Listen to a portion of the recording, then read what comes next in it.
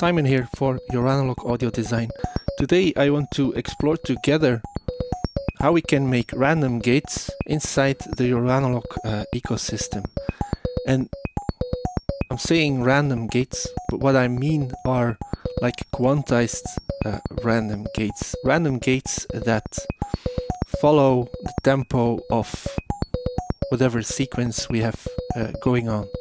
And I made this patch that will serve as a backbone to what we will explore today. The only reason that I'm not using step 8 as a sequencer is, well, because I will use it to try and generate those random gates. So I'm using a sequencer from a different brand. Sorry, Joran. This sequencer is sending fault productive information to both generate 3 and filter 8. They make the voice together. This is just filter 8 being pinged and frequency modulated by this generate 3. So I wanted to send that some fault productive info as well, because as you can hear, when I remove this, I'm using these stackable cables.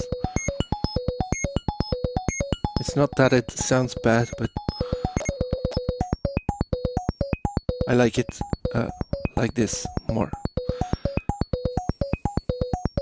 Currently, I'm also using the gate output of the sequencer here. I'm clocking it, however, from this generate 3 here.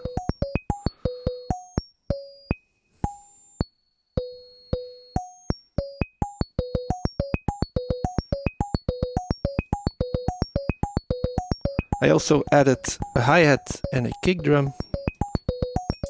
I wasn't recording the drums, so these are the drums.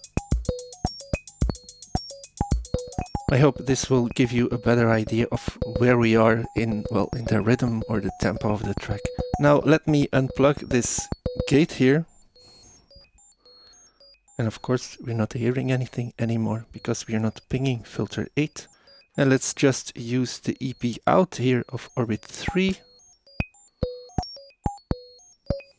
And let me also move the camera here so you can watch and follow up close what's happening.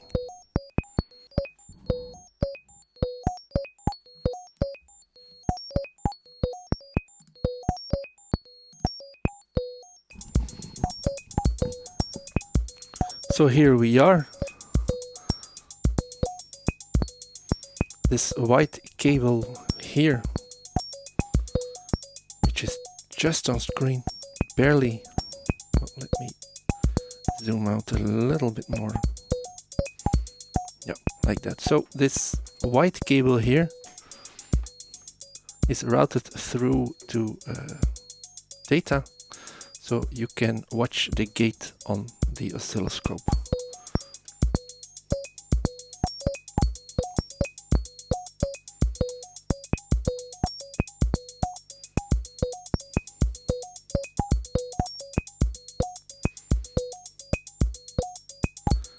This is really here for some eye candy, and well, at some point it might be interesting, but I'm sure you can hear when the gate is hitting. So one way to get chaotic gates is just using orbit 3, and when you use the EP output, this sends out a gate whenever, if I remember correctly, whenever the virtual particle is orbiting the positive equilibrium point.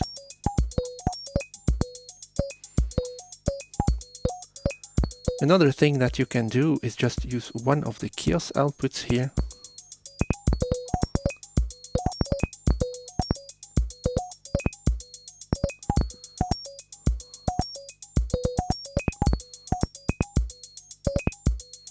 And whenever this output is high enough, it will trigger, it will ping filter 8.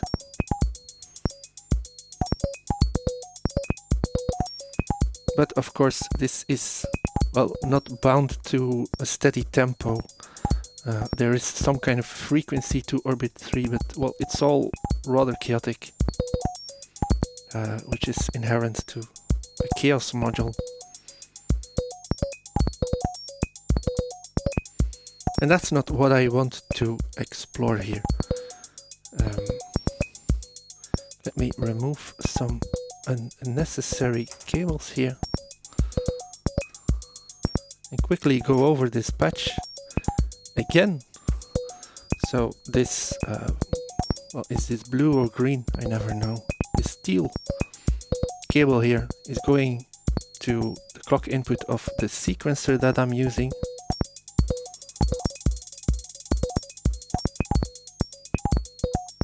Which also drives the, well, besides the melody, it also drives the kick and the hi-hat.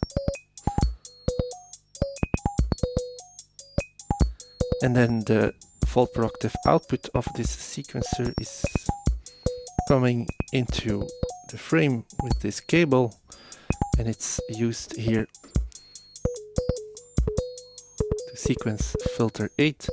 And this generate 3 here, that's being used to frequency modulate filter 8.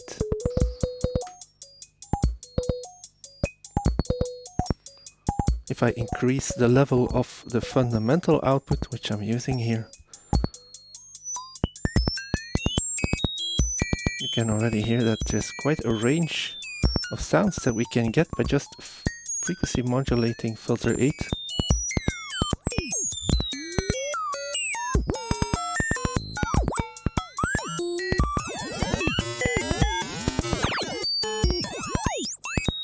Let's keep it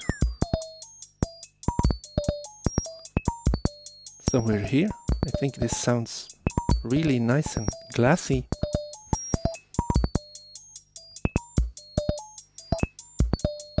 So yeah, right now I have this completely chaotic gate and I want something a little bit random, but I just don't want it to be this random. I want it to be quantized to the rhythm that's defined by this generate 3 here, or rather the tempo.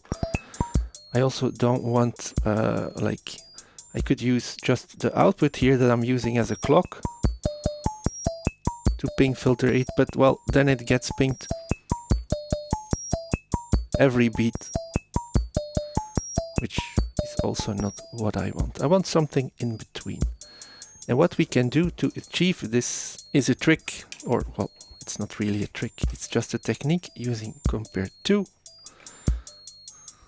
By just sending any random or chaotic signal into one side of compare to,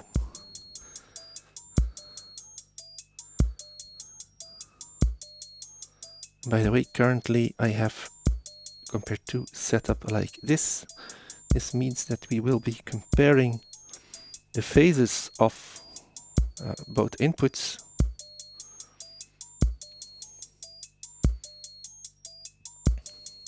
You could also look at it as we are comparing the positive sides of the oscillations that I'm sending in. Right now it's just orbit 3 going in.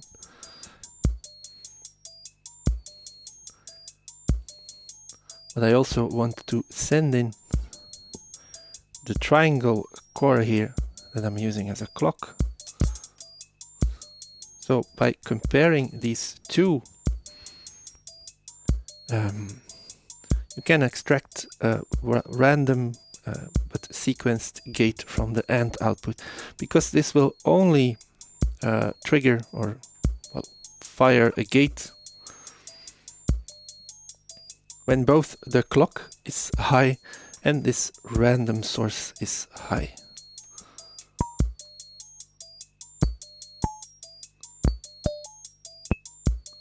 Let's increase the frequency of orbit 3.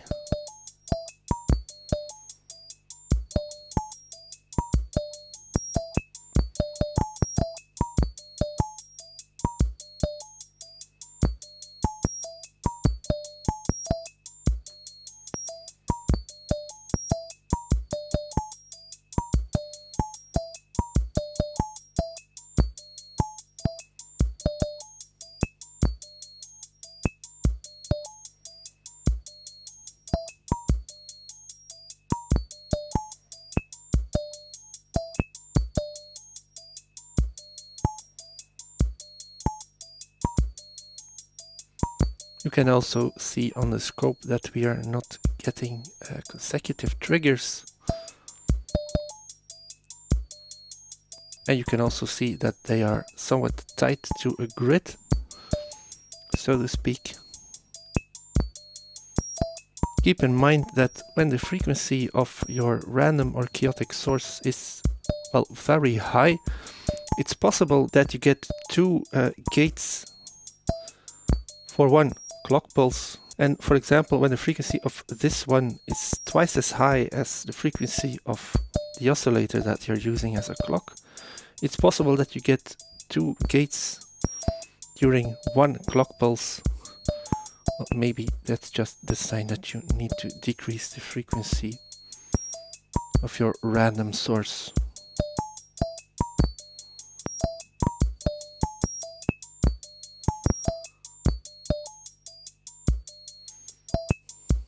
Let's try this with the EP output here.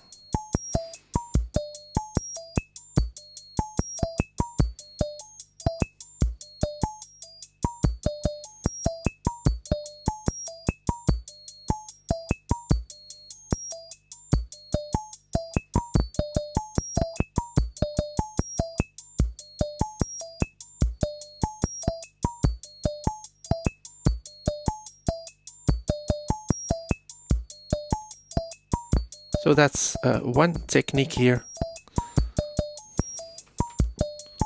Now I want to use step 8 to generate our random gate.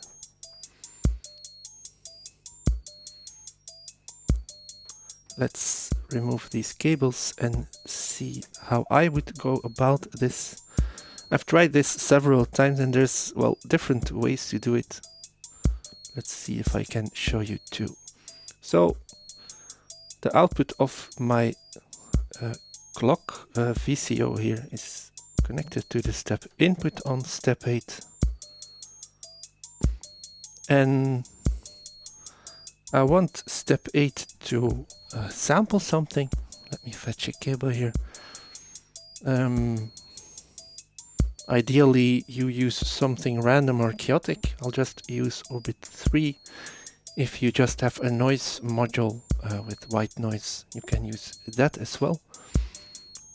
But you can also use, well, in fact, let's use just a VCO.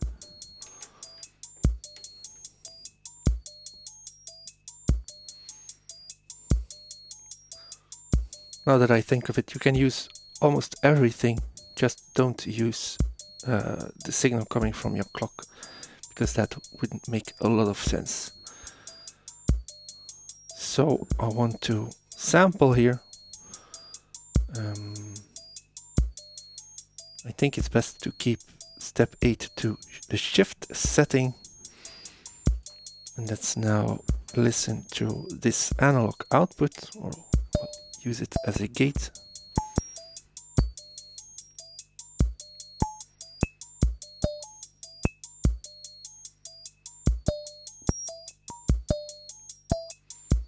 Now you can see here on the scope the output that we're getting from this first analog output here. So every clock pulse, step 8 samples a value. The values coming in are not tied to the clock, so they appear to be random. But this will always be somewhat tied to the grid, simply because the timing of the sampling action of step 8 is decided by the clock source going into the step input. I think we can use the cycler setting as well. But then we need to use the scan output here.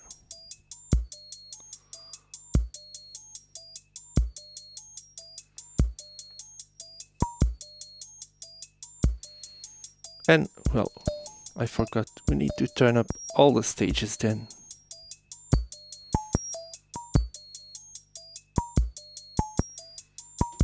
So that's why I went for the shift setting.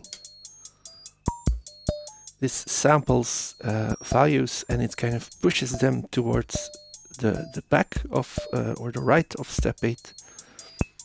The output of the first one is, well, random every step. Well, it's random right now because of the way I have made this patchwork.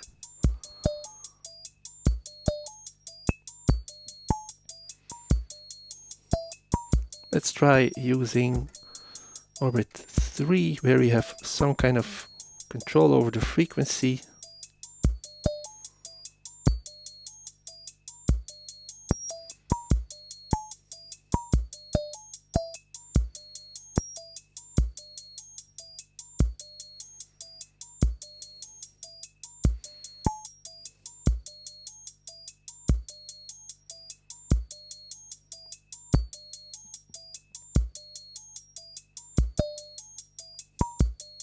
But as you can see, sometimes we don't get a lot of hits, so to speak. You can use step 8 for this in a different way. Let's use the gate output. Now we are not using the sampled voltages, and step 8 is just cycling through its 8 stages, which gives us a gate from the first output every 8 clock steps or clock pulses. So this is not random by any means. You could reset step 8.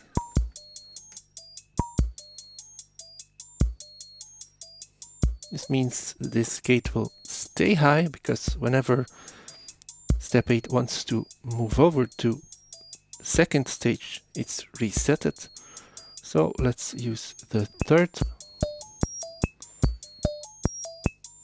output to reset step 8. So this gives us steady gates as well. Now if you don't use one of the gate outputs, but you use one of the analog outputs here,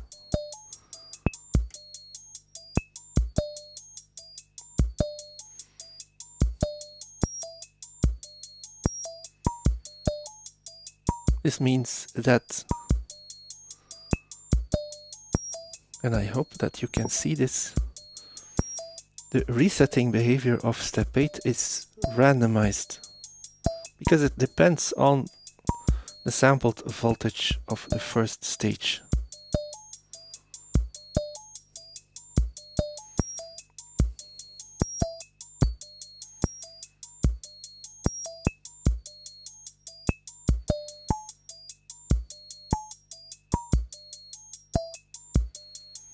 So once again, this is a slower process, or well, at least there's less gates there.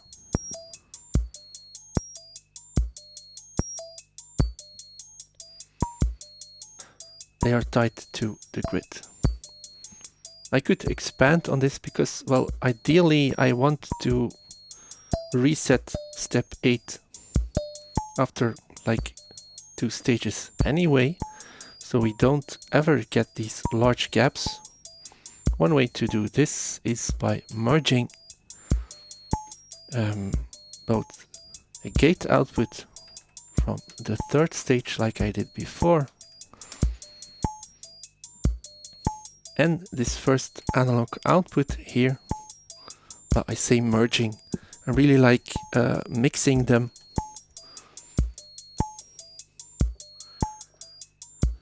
And I will use the OR output here because it doesn't matter to me whether the gate of the third stage is resetting step 8 or the analog output here.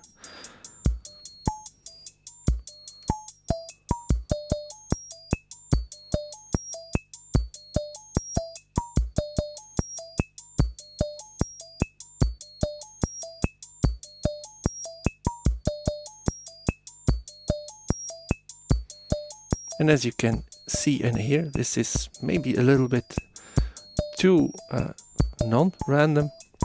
Well, let's go for the 5th stage here to reset step 8.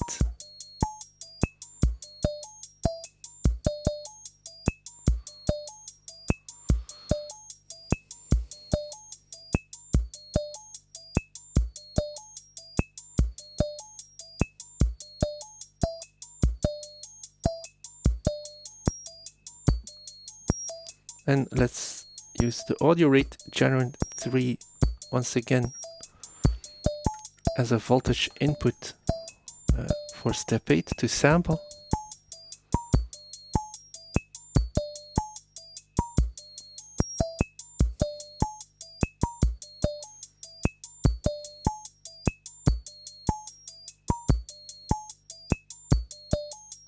You could also use, for example, a looping envelope.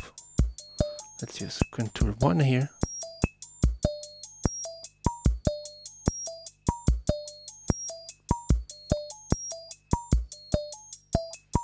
Well, you get slightly different results with all of them.